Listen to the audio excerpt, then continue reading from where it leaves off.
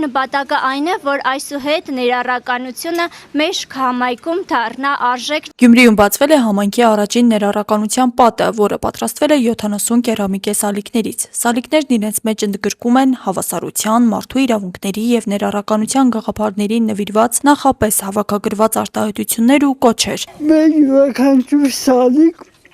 լցված է ժպիտով, հումորով եւ Գյումրիեցու կոլորիտային կերպարով, ինչպիսին Փրինցիկ Մանգստյանը, մեր քաղաքի հայտնի տնտե։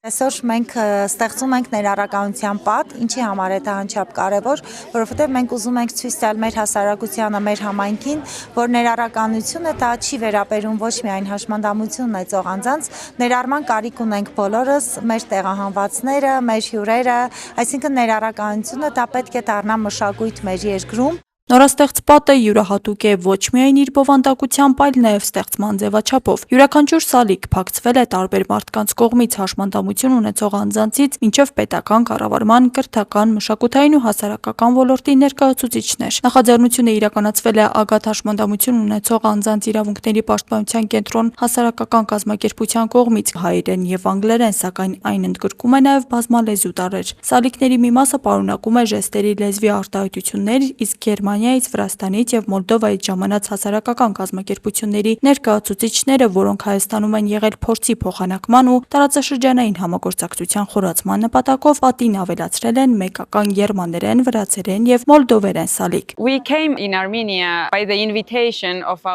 Մենք եկել ենք Հայաստան մեր ընկերների եւ գործընկերների ԱԳԱՏ հասարակական կազմակերպության հրավերով, որի հետ ունենք երկարաժամկետ համագործակցություն։ Մենք միասին աշխատում ենք մեր երկրներում խթանելու հաշմանդամություն ունեցող անձանց մարդու իրավունքների պաշտպանությունը։ Այսօր միասին նշում ենք իրազեկման բարձրացման օրը։ Ցանկանում ենք, որ հասարակությունը գիտակցի, հաշմանդամություն ունեցող մարդիկ պետք է ներառվեն կյանքի տարբեր ոլորտներում։ Միասին հանուն ներառականության ծրագրի շրջանակում հաշմանդամություն ունեցող անձանց ներուժի վերաբերյալ իրազեկվածությունը բարձրացնելու նպատակով Վրաստանում եւ Մոլդովայում եւս իրականացվելու են նմանատիպ ակցիաներ։ Աստղիկ Խաչատրյան, Մարտին Գևորգյան այսօր։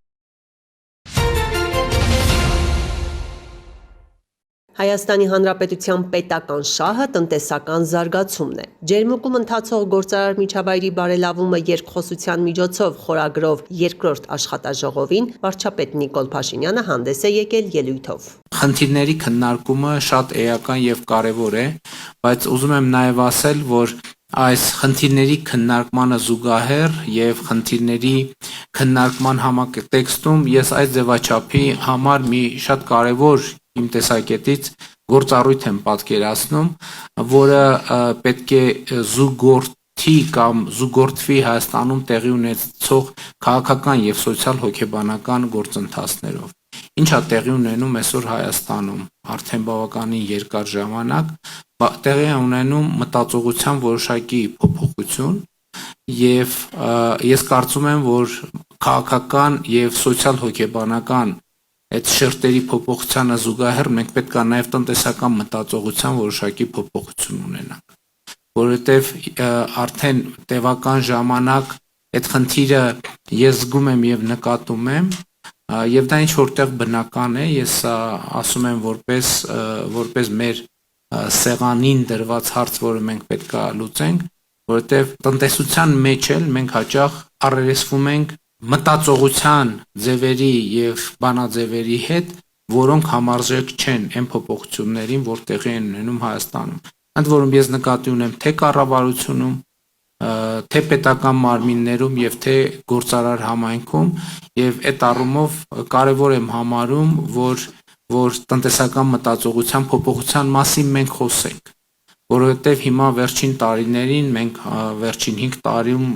ավելի քան միջինում 7% տնտեսական աճ ենք ունեցել, ինչը շատ լավ է, ինչը մեր բոլորի աշխատանքի արդյունք է եւ ես ուզում եմ այդ արդյունքի համար շնորհակալություն հայտնել նաեւ Հայաստանի Հանրապետության գործարար համայնքին, իդեմս նրանց ներկայացուցիչների, շնորհակալություն հայտնել Հայաստանում աշխատող արդյունք ստեղծող ԵԽԵ օրենքով սահմանված հարկերը վճարող բոլոր տնտեսվարողներին եւ քաղաքացիներին, բայց իմ կարծիքով մենք բոլորով մտնում ենք բոլորովին նոր մի փուլի մեջ, որտեղ տնտեսական քաղաքականության ձևավորման մտածողության մեր ձևերը, տնտեսական գործունեությամբ զբաղվելու մտածողության մեր ձևերը պետք է առնվազն վերանայենք եւ այն համապատասխանեցնենք ոչ թե այսօրվան, որովհետեւ այսօրվան համապատասխանեցնել նշանակում է ուշանալ միշտ, որովհետեւ երբ որ մենք պետք է խոսենք ընթացքին, դինամիկային եւ կարճաժամկետ, միջնաժամկետ եւ երկարաժամկետ ռազմավարություններին եւ զարգացումներին մեր մտածողությունը համապատասխանեցնելու, որովհետեւ մեր տնտեսությունը եւ մենք էլ գլոբալ աշխարհի մաս ենք եւ պետք է մեր մտածողության եւ գործողության ձևերով կարողանանք համահունչ լինել աշխարհի զարգացումներին։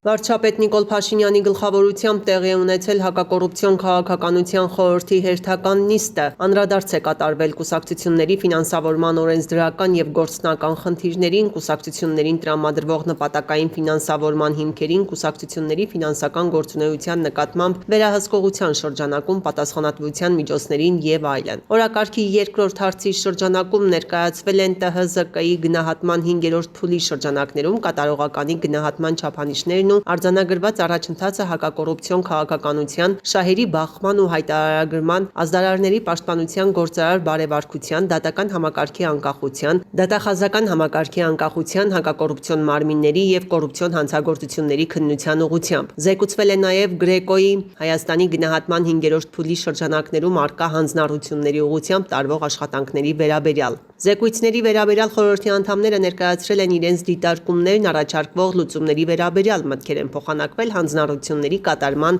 ընթացակարգերի շուրջ։ Ամփոփելով, վարչապետ Փաշինյանը հանձնարարել է զեկույցների ընթացքում վերհանված խնդիրների ուղղությամբ շարունակել աշխատանքները եւ հաջորդ նիստին ներկայացնել կոնկրետ առաջարկություններ։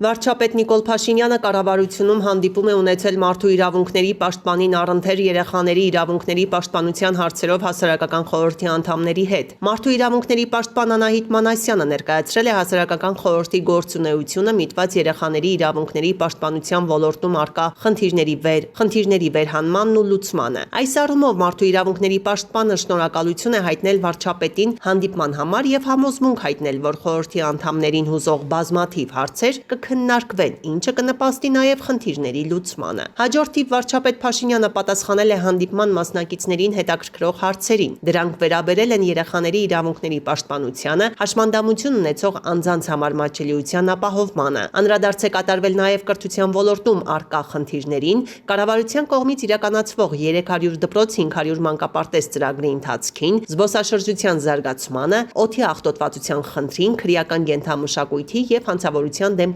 պայքարին, պետություն քաղաքացի հարաբերություններին եւ այլ թեմաների։ Ամփոփելով, վարչապետ Փաշինյանը նշել է. Պետություն քաղաքացի հարաբերությունը հետեւյալն է, իմ պատկերացումը, որ պետությունը պետք է ուժեղացնի մարդուն, մարդը պետք է ուժեղացնի պետությանը։ Եվ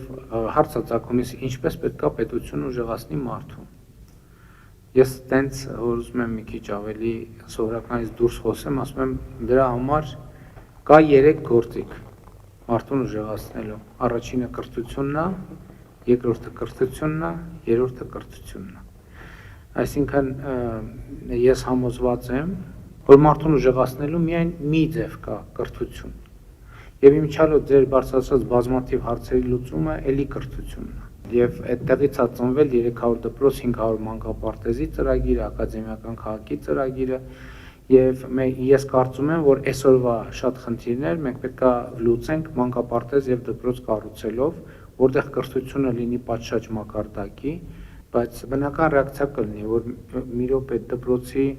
եւ մանկապարտեզում միջով process-ներ տեղի ունենան, որ իրանք երկրի մասշտաբով արդյունք ունենան, 10 տարի, 20 տարի, գուցե 30 տարի կանցնի։ Բայց խնդիրն է, որ այսօր ինչ որ մի անցյալ կետից 10 տարի, 20 տարի, 30 տարի անցա։ Եվ նույն քրեական ենթամշակույթի մասին որ խոսում եք, դա ինչ խնդրեմ է, դա առաջին հերթին կրթական խնդրեմ է։ Բայց առաջին հերթին երեխեքի կրթական խնդրեմը չի։ Առաջին հերթին երեխեքի ծնողների կրթական խնդիրն է, առաջին հերթին երեխեքի ծնողների հարևանների կրթական խնդիրն է, նրանց միջավայրի կրթական խնդիրն է։ Ես նույնիսկ կառավարության նիստում եմ դրա մասին խոսեմ մի քանի անգամ, երբ որ մեր բազմաթիվ տեղերում, Երևանում, մարզերում եւ այլն, երեխաները, հատկապես տղա երեխաները սկսում են առաջին նախադասություններն ասել, հարազատներ մեծ հաճույքով նրանց սկսում են, ասենք, հայհոյանքներ սովորացնել։ Հետո հավաքվում են եւ սկսում են ուրախանալ դրա վրա։ Հետևաբար,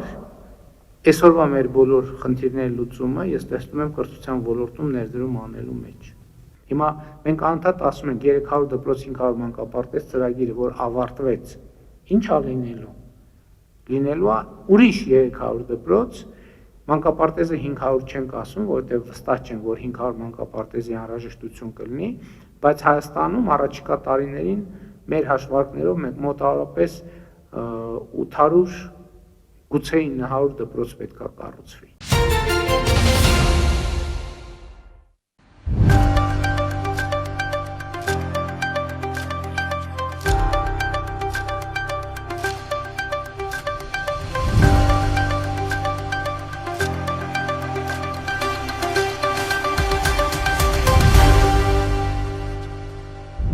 Եվրոպական քաղաքական ընտանիքին պատկանող հերթական պատվիրակները ժամանեցին Երևան։ Ազգային ժողովում մեկնարկեց ԵԱՀԿ ԺՀՄԻԳ-ի համաժողովը, երկօրյա քննարկումների առանցքում էին խորհրդարանական բարեվարկության չափորոշիչները, ԵԱՀԿ տարածաշրջանում խորհրդարանականների վարքագծի կանոնակարգը, Եվրամիության արևելյան գործընկերության երկրները եւ ԵԱՀԿ տարածաշրջանային հեռանկարները։ Պատվիրակներից բացի դահլիճում էր նաեւ մեր երկրում Եվրամիության պատվիրակության ղեկավար Վասիլիս Մարագոսը։ Թեմատիկ քննարկումներում հյուրերի կողքին նախագահության հատվածում ազգային ժողովի падգամավորներն են իրենց փորձով ու տեսակետներով։ Համաժողովին բացման խոսքով ներկաներին դիմեց նախ ազգային ժողովի պետական իրավական հարցերի մշտական հանձնաժողովի նախագահը։ Dear colleagues, ladies and gentlemen, it's a great honor to welcome all of you here today. Վլադիմիր Վարդանյանը եվրոպացի գործընկերներին ներկայացրեց խորհրդարանական գործունեության թափանցիկության կարևորությունն ու փաստեց, որ դրանով պայմանավորված ամրանում է ժողովրդավարությունն ու այդ առումով նաև հանրային ընկալումը։ Պատգամավորը հաջորդ ասպեկտով խոսեց բարեվարկության վերաբերյալ, շեշտելով, որ դրա առաջմղման հարցում անհրաժեշտ է մշտական պաշտպանություն։ Վարդանյանը նաև ընդգծեց, որ այդ հարցում այսօր մեր երկրում կան էական արդյունքներ։ Մեր կառավարման արդյունքում ներդրվել են բարեվարկության ստուգման մեխանիզմներ, ունենք կոռուպցիայի կանխարգելման հանձնաժողով, ձգտում են կառուցել այնպիսի համակարգեր, որոնք չեն կարող խախտվել անհատական կամ անձնական շահերից ելնելով։ Հաջորդիվ խորհրդարանական ամբիոնից հայերենով ողջունեց Եվրամիության դեսպանն ու հավելեց. Բարև ձեզ, welcome to Armenia. Այնինչ այսօր քննարկում ենք խորհրդարանական բարեվարկության մասով, պետք է ասեմ, որ դա ժողովրդավարության անձնագրի էությունն է։ Երկրների համար, որոնք ձգտում են լավարկել իրենց հարաբերությունները Եվրամիության հետ, քննարկվող թեմաները կարևոր արժեքներ են եւ հանդիսանում են գործնական անհրաժեշտություն։ Խորհրդարանները ամենատեսանելի երաշխավորներն են իշխանությունների տարանջատման համար։ Ի պատասխան Վլադիմիր Վարդանյանը նշում է, որ խորհրդարանն ամենաշատն է քննադատվում ու հիշեցնում, որ ժողովրդավար պետության հիմնաքարը հենց խորհրդարանն է։ Երևանյան քննարկումների առաջին օրը տեսաուղերձով հանդես եկավ ԺՀՄԻԳ-ի տնօրենը, այս համաժողովի անցկացումը Հայաստանի խորհրդարանում եւս մեկ անգամ փաստում է, որ ձեր երկիրը այսօր անշողորեն գնում է ժողովրդավարության ամրապնդման ճանապարհով, նշեց Մարիա Թելալյանը։ Բարեվարկությունը քաղաքականության մեջ եւ հատկապես խորհրդարաններում արժանի է հատուկ ուշադրության։ ԵԱՀԿ ԺՀՄԻԳ-ի աջակցությամբ իրականացվում է խորհրդարանական էթիկայի վարքագծի կանոնների մշակում։ Մենք անկեղծ հույս ունենք, որ մի շարք երկրների խորհրդարաններ կընդունեն իրենց էթիկայի վարքագծի կանոնները եւ կներդնեն արդյունավետ բարեվարկության շրջանակներ։ Խորհրդարանական բարեվարկության չափորոշիչների էթիկական նորմերի ներդրման թեմայի շրջանակում քննարկումները համանախագահող ազգային ժողովի падգամավորները ներկայացրին բարեվարկության կանոնակարգի շուրջ խորհրդարանում ընթացող աշխատանքների մանրամասները։ ԵԱՀԿ խորհրդարանական վեհաժողովի փոխնախագահի դիտարկմամբ խորհրդարանն անկյունակար է ժողովրդավարական կառավարման տեսանկյունից։ Երկրորդ անգամ եմ Հայաստանում, այստեղ եղել եմ 2023 թվականին ընտրությունները դիտարկելու առաքելությամբ։ Հուսով եմ, շուտով ականատես կլինեմ Հայաստանի եվրոպական ընտանիքին միանալուն, շեշտում է համաժողովի մասնակից ԵԱՀԿ խորհրդարանական վեհաժողովի փոխնախագահը։ Հուսով եմ դուք կարողանաք իրականացնել այն իրավական փոփոխությունները, որոնք անհրաժեշտ են Եվրամիության մաս կազմելու համար։ Մենք կշահենք, եթե Հայաստանը միանա Եվրամիությանը։ ԵԱՀԿ խորհրդարանական վեհաժողովի փոխնախագահ Հարավային Կովկասի հարցերով հատուկ ներկայացուցիչը համաժողովի նախօրեին եղել էր Հայաստան-Ադրբեջան պետական սահմանի սահմանազատված Կիրանցի հատվածում, տեղում ծանոթացել իրականացված աշխատանքներին ու բնակիչների առօրյային։ Այնտեղ տեսանք նոր իրականություն մարդկանց աչքերում, ուսուցչի աչքերում, որը նորակառույց դպրոցում է աշխատում։ Մենք հույս ունենք, որ խաղաղության իրականությունը կշարունակվի հավերժ։ Եղել եմ նաև վերակառուցվող եկեղեցում։ Խոսել եմ մարդկանց հետ, ովքեր մինչ այս սովոր էին լսել կրակոցի ձայներ։ Այժմ ամեն ինչ այլ է։ Նրանք կարող են թողնել իրենց փոքրիկ երեխաներին խաղալ, վստահ լինելով, որ ոչ մի վատ բան չի պատահի։ Պետք է ասեմ, որ դա հսկայական փոփոխություն է։ Կարևորում եմ Հայաստանի կառավարության խաղաղության խաչմերուկ ծրագիրը։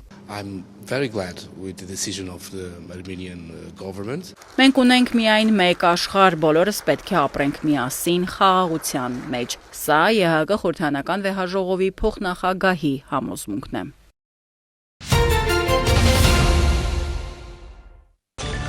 Թբիլիսիում զանգվածային բողոքի երթեր են անցել, քաղաքացիները ծածանել են Եվրամիության եւ Վրաստանի դրոշներ եւ շարժվել դեպի խորհրդարանի շենք, որի դիմաց անցած տարվանից հակակառավարական ցույցեր են։ Երթին մասնակցել են ընդդիմության ներկայացուցիչներ, ինչպես նաեւ ցույցերի ընթացքում բանտարկված քաղաքացիների հարազատներ։ Մեկ տարի առաջ Վրաստանի վարչապետ Իրակլի Կոբախիձեն հայտարարել էր մինչև 2028 թվականի վերջ ԵՄ-ին երկրի անդամակցության հարցով բանակցությունները օրակարգից հանելու մասին, ինչին հետևել էին ցույցերը։ Ավելի վաղ Հանձնաժողովը զեկույց է ընդունել, որի համաձայն Եվրամիությանը Վրաստանի անդամակցության գործընթացը 2024 թվականից փաստացի դադարեցված է։ Ըստ փաստաթղթի Հանրապետությունում ժողովրդավարությունը հետընթաց է ապրում, իշխանությունը ճնշում է քաղաքասարակությանը, լրատվամիջոցների ներկայացուցիչներին եւ ընդդիմության առաջնորդներին։ Ակնկալվում է, որ Եվրոպական հանձնաժողովը վիզային նոր մեխանիզմ կներդնի Վրաստանի իշխանության նկատմամբ ճնշումը մեծացնելու համար։ Ուկրաինայի նախագահի գրասենյակի նախկին ղեկավար Անդրի Երմակը, որը նոյեմբերի 28-ին ազատվել է զբաղեցրած պաշտոնից, հայտնել է, որ մեկնում է ռազմաճակատ։ Չեմ ցանկանում խնդիրներ ստեղծել Զելենսկու համար եւ հեռանում եմ առաջնագից, պատրաստ եմ դիմակայել ցանկացած ճնշման։ Ես ազնիվ եւ պարկեշտ մարդ եմ, նշել է նա New York Post-ի հետ զրույցում։ Երմակի խոսքով իրեն անարգել են, իսկ ճշմարտությունն իմացողները չեն աջակցել։ Ավելի վաղ հայտնի էր դարձել, որ Ուկրաինայի ազգային հակակոռուպցիոն բյուրոն եւ կոռուպցիայի դեմ պայքարի հարցերով դատախազությունը խուզարկություն են անցկացրել Երմակի տանը։ Դա տեղի է ունեցել Ուկրաինայում կոռուպցիոն մեծ սկանդալի ֆոնին, որը կապված է Էներգոատոմ ընկերության հետ։ Ուկրաինական հակակոռուպցիոն մարմինները պարզել են, որ պետական կազմակերպության միջոցով միլիոնավոր դոլարների լվացումներ են եղել։ Նշվում է, որ խոշոր չափի հափշտակության սխեմայի հեղինակը եւ հիմնական շահառուներից մեկը եղել է Զելենսկու նախկին գործընկեր Թիմուր Մինդիչը։ Արծարծվում էր նաեւ Անդրի Երմակի անունը։ Կրեմլի խոսնակը հայտնել է, որ Ռուսաստանի նախագահ Վլադիմիր Պուտինը Մոսկվայում կընդունի ԱՄՆ նախագահի հատուկ բանագնաց Սթիվ Ուիտկոֆին։ Դմիտրի Պեսկովի խոսքով հանդիպումը տեղի կունենա հաջորդ շաբաթվա առաջին կեսին։ Ավելի վաղ Ռուսաստանի նախագահի խոսնակը հայտարարել էր, որ ռուս-ուկրաինական կարգավորման ամերիկյան ծրագրի հիմնական պարամետրերը, որոնք քննարկվել են Ժնևում, Կիևի, Վաշինգտոնի եւ եվրոպական կողմի ներկայացուցիչների մասնակցությամբ, փոխանցվել են Մոսկվային։ Դմիտրի Պեսկովի խոսքով բոլորն էլ նախընտրում են խաղաղ կարգավորում տեսնել։ Նա հավելել է, որ խաղաղության ծրագրի բոլոր դրույթները, այդ թվում տարածքների հարցը մանրամասն քննարկվելու են, սակայն Մոսկվան չի ցանկանում այդ մասին հրապարակավ խոսել։ Վոլոդիմիր Զելենսկին եւս հայտնել է, որ հաջորդ շաբաթ ինքը եւ իր թիմը հանդիպումներ կանցկացնեն արևմտյան դաշնակիցների հետ։ Ուկրաինայի նախագահը շեշտել է, այժմ իրավունք չունեն կորցնելու միասնությունը եւ տրվելու Մոսկվայի սադրանքներին։ Ռուսաստանը գիշերը հրթիռներով եւ անօդաչու թռչող սարքերով զանգվածային հարվածներ է հասցրել Ուկրաինային։ Կիևում վնասվել են բազմահարկ բնակելի շենքեր, հրդեհներ են բռնկվել։ Հայտնի է առնվազն 2 զոհի մասին, շուրջ 30 մարդ վիրավորվել է։ Ռուսական ուժերը հարվածել են նաեւ Խարկովին եւ Դնեպրին։ Թիրախում են եղել էներգետիկ ենթակառուցվածքները, երկրում գրանցվել են էլեկտրաէներգիայի անջատումներ։ Ուկրաինական կողմն էլ հարվածել է Կրասնոդարի երկրամասի նավթավերամշակման գործարանի, հրդեհ բռնկվել։ Գործարանի աշխատակիցները տարհանվել են։ Ռուսաստանի ՊՆ տվյալով գիշերը հարվածներ են հասցվել Դաշնության 10 մարզի, ավերածություններ կան Տագանրոգում, ոչնչացվել է 100-ից ավելի ուկրաինական ԱԹՍ։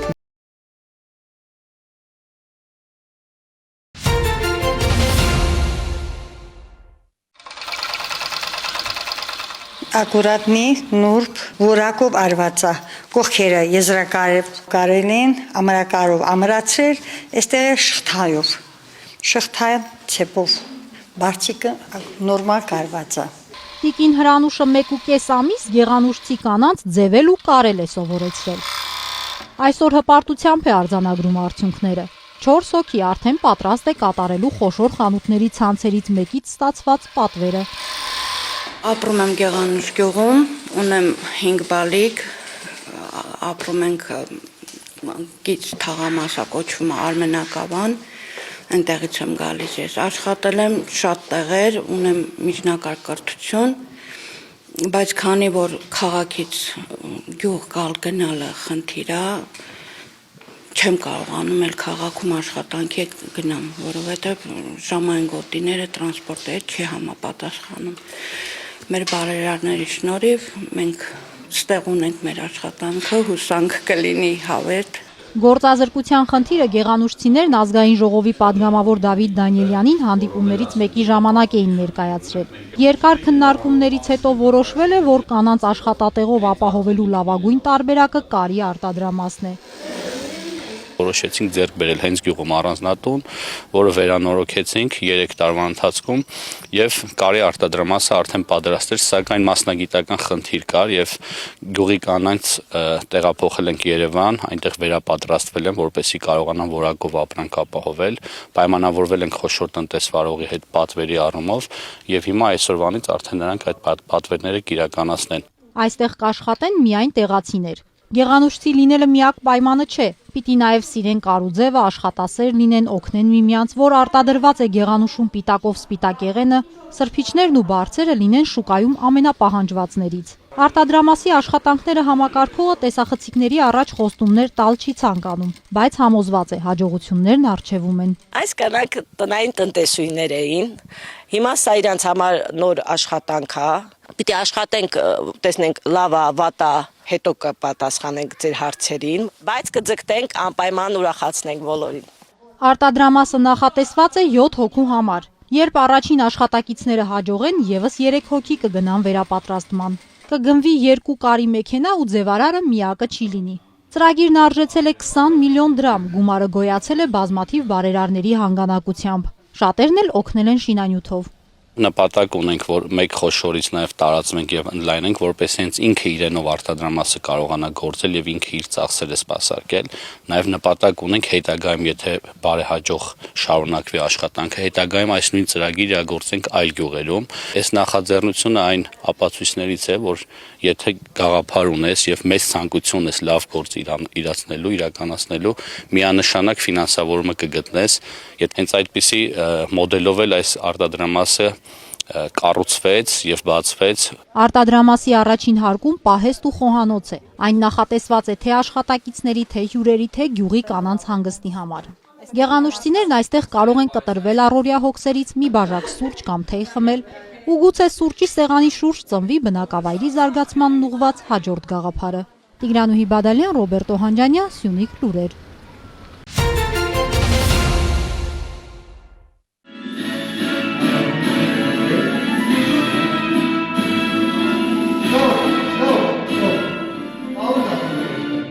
Վանաձորի Շարլ Ազնավուրի անվան մշակույթի պալատում Վանաձորի հորովել երգի բարի անսամբլի տիրուհիները պարային ներկայացման փորձերի վերջին լարված օրերն ու շտկումներն են։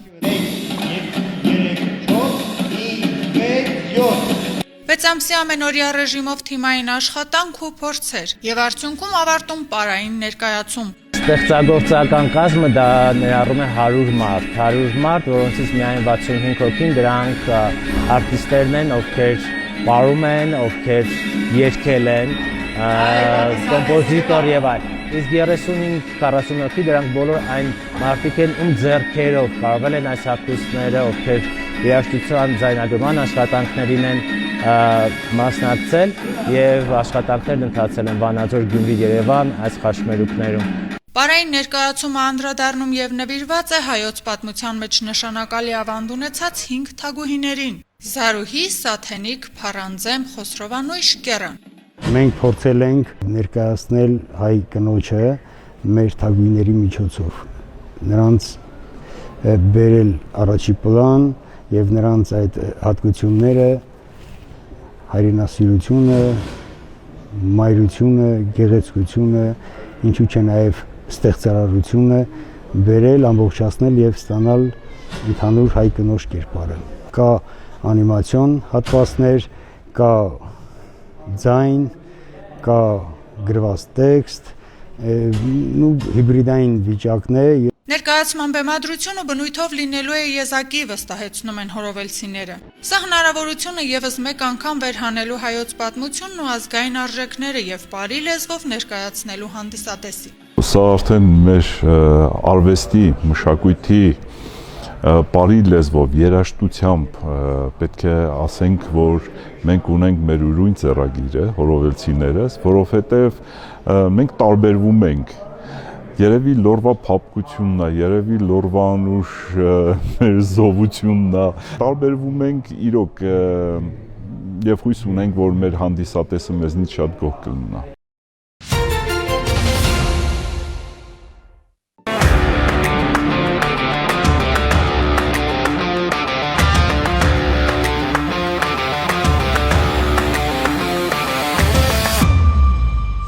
Սեփական ուժերին մարտահրավեր նետելը հեշտ չէ, սակայն երբ հիմքում ոչ թե անձնական հաղթանակի, այլ պետությանը ծառայելու ձգտումն է, այն պայքարից վերածվում է առաքելության։ Իսկ այդ առաքելությունը լավագույնս իրագործելու կարևոր նախապայման է ներքին համոզմունքը, որ հենց դու ես պատասխանատու անվտանգ, կայուն ու վստահելի միջավայրի ապահովման համար։ Պարեկային ծառայության Լոռու մարզի գումարտակի պարեկ Արման Ղուկասյանը լավ գիտի ինչ է կարգ ու կանոնը, եւ դա գիտի ոչ միայն ծառայության օրինակով, այլև սպորտի։ 4 տարեկանից զբաղվում է մարտական սամբո սպորտաձևով։ Արմանի համար սամբոն պարզապես մարզաձև չէ, այլ դպրոց, որտեղ ձևավորվել է կամքը, նպատակասլացությունը եւ պատասխանատվությունը։ Հենց այս արժեքներով էլ հետագայում ընդունվեց պարեկային ծառայություն, պաշտպանելու հասարակական կարգը նույն ոգով, որով հաղթահարում է մարզական մարտահրավերները։ Պարեկային ծառայության աշխատանքի անցնելու որոշումս կայացրեցի այն ժամանակ, երբ որ զգացի այստեղ արժեքավորում են հասարակությունը, հասարակության կարգ ու կանոնը, մեր երկրի անվտանգությունը եւ մարդկային արժեքները։ Ընտանիքիս անդամները սկզբից դեմ էին, որովհետև գիտակցում էին, որ սա նաև մի քիչ վտանգավոր աշխատանք է,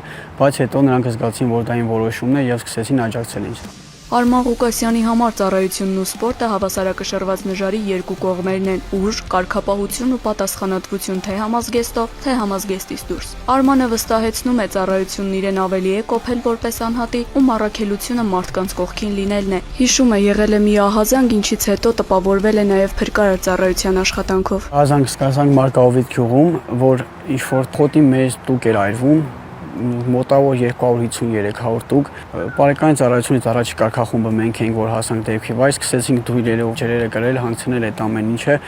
ու այդ ժողովրդին օգնելը, այդ հասարակության օգտակար լինելը արդեն իսկ ոգեշնչում է։ Արման Ղուկասյանը նաև մարտական ճանապարհ է անցել։ Ռազմական փորձառությունը եւս ազդել է մտածողության ու աշխարհայացքի ձևավորման վրա։ Այժմ որպես պարեկ նա ծառայության է դուրս գալիս զգոնության, սառնասրտության եւ կայունության հարուստ պաշարով, իսկ որպես մարզիկ շարունակում է կոփել ոչ միայն մարմինը, այլև կամքը իբրև հավատարիմ զինվոր թե սպորտի, թե հայրենիքի առաջ։ Տարիների հետևողական աշխատանքի արդյունքում Արմանը 2018 թվականին նվաճել է աշխարհի չեմպիոնի, իսկ 2019-ին Եվրոպայի չեմպիոնի կոչումը։ 2024 թվականին արդեն ներկայացնելով ներքին գործերի նախարարության կրթահամալիրը կրկին դարձել է Եվրոպայի չեմպիոն։ Երբ որ սկսեցի զբաղվել սպորտով մոտ 4 տարեկան է, այդ ժամանակ ես չեմ որոշել, որ զբաղվեմ սպորտով, որոշել է իմ հայրը, ուղարկել ինձ սամբոյի, արդեն այդտեղից որպես հոբի, հետագայում մասնակցելով մրցումների, առաջնություններ, հաղթանակներ ու մեծացել եմ որպես սպորտսմեն, այսինքն դաստիարակվել եմ սպորտային հոգեբանությունով։ Ծառայությունը սպորտի հետ համատեղել է, ճիշտ ասած, մի քիչ դժվար է, բայց համատեղելի է։ Ես երեկոյան 8-ին իմ ծառայությունը ավարտելուց հետո պարտադիր գալիս եմ մի հատ պարապում նոր դուրս գալիս։